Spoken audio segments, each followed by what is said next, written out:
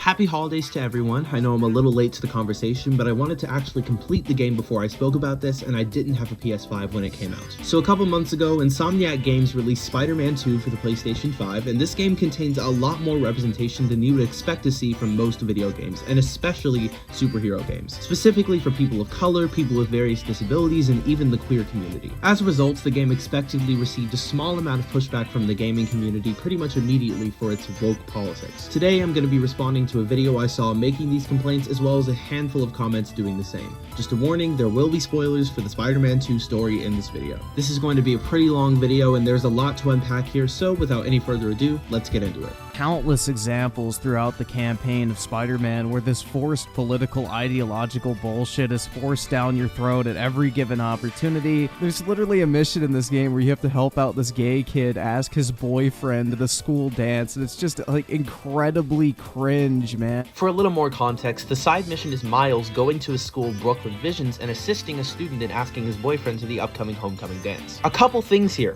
First and foremost, we need to do away with this idea that including a minority group in a story in any context is automatically enforcing a political agenda. There is nothing inherently political or woke about being queer or marginalized groups simply existing in a story, and you even using the word woke in this context proves that you have no idea what you're talking about. Secondly, claiming that anything is being forced down your throat is simply blatantly wrong, not only because this is a completely optional side mission that takes 15 minutes max to do, but also simply because this statement implies that Insomniac Games is actively, intentionally forcing you to believe anything about gay people, when in reality, again, it is literally just a couple of gay people existing. And finally, if by countless examples at every given opportunity you mean a couple of side missions out of the hundreds of other missions, I think you might be exaggerating just a bit. I'm getting tired of cis, straight, able-bodied white men complaining because they can't handle it when any aspect of any media they consume doesn't entirely revolve around them for once. You know, Spider-Man at the end of the game decides to hang up his fucking mask, and instead of fight crime and, you know, be Spider-Man anymore, he's gonna go fight climate change and start an ESG, Diversity is Our Strength company in order to save my climate. It does not get more woke than that shit, bro. So firstly, right off the bat, you are just blatantly lying. Absolutely nothing you said reflects what happens in the story. If you actually pay attention to the dialogue, Peter is simply taking a temporary break from his double life so he can focus on continuing the foundation he and his best friend designed and co-founded in order to protect the environment,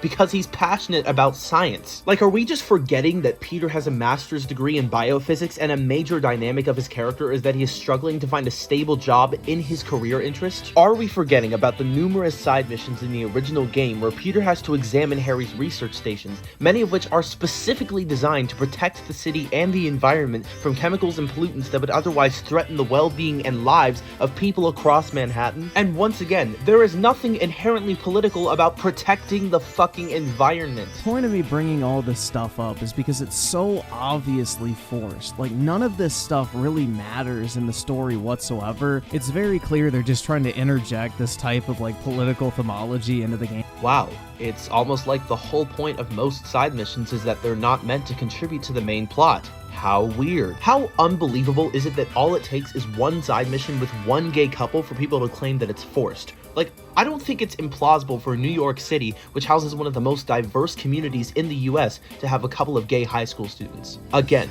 can they not just exist? I also want to deconstruct some comments on a YouTube video showcasing the side mission with the gay couple. Some of these comments are just blatantly homophobic, saying that this mission was the one thing that made them less excited about playing the game, outright referring to the content as creepy and perverted, and even suggesting that gaming companies should offer content warnings and an option to, and I quote, filter out gay content. It genuinely infuriates me that people are this comfortable spewing bigoted rhetoric and thinking that the things they are saying are justified and non-harmful. There is nothing perverted about literally any of the dialogue in this mission. You could swap either character out for a girl and use the exact same dialogue and nothing would change.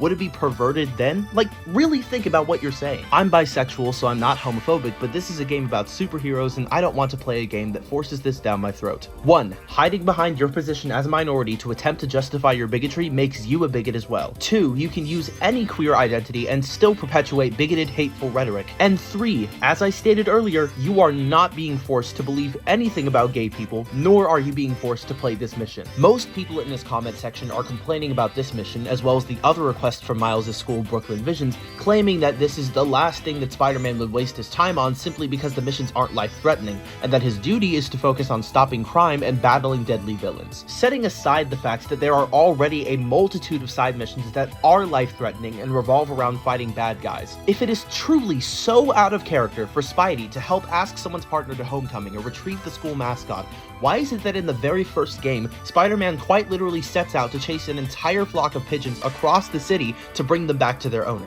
Like, that's literally the mission. Why is it that in the Miles Morales game, Spider-Man literally accepts a request on the Friendly Neighborhood Spider-Man app to take a selfie with someone? Could it be, maybe, because his entire identity as a friendly neighborhood Spider-Man revolves around the fact that he wants to help and give back to his community as well as protect it? It's funny how people are claiming he wouldn't concern himself with this stuff, but like, he's literally doing it in the game. Like, I really don't know what to tell you. Ignore the alien invasion, Miles. Go help that gay couple. It's almost like the game disregards time when it comes to the side missions, and you can do them in any order you want. Please use your brain. Why is America so obsessed with identities? I wish companies didn't pander to the LGBTQ community. It makes things worse. 1. Until marginalized demographics receive the amount of representation and attention they deserve in all forms of media, and until the queer community and other minority groups are no longer ostracized from society, we need content like this to keep being released. 2. Claiming that Insomniac is pandering to queer people by adding one side mission with a queer couple is exaggeratory and idiotic.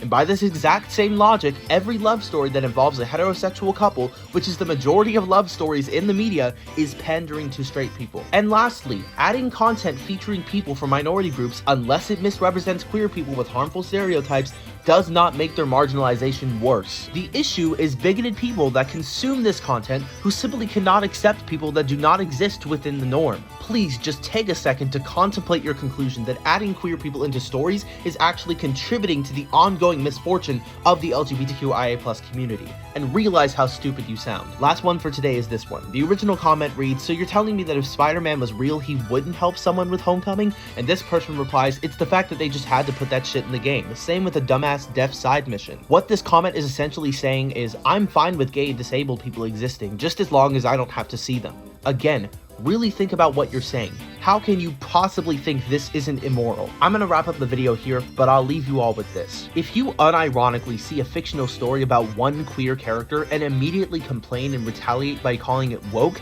you need a serious reality check and a drastic moral reassessment. We should be encouraging minority groups to be represented more often in entertainment and literature, especially the superhero world, and the sooner we can accept them, the closer we can get to establishing equality in the gaming community.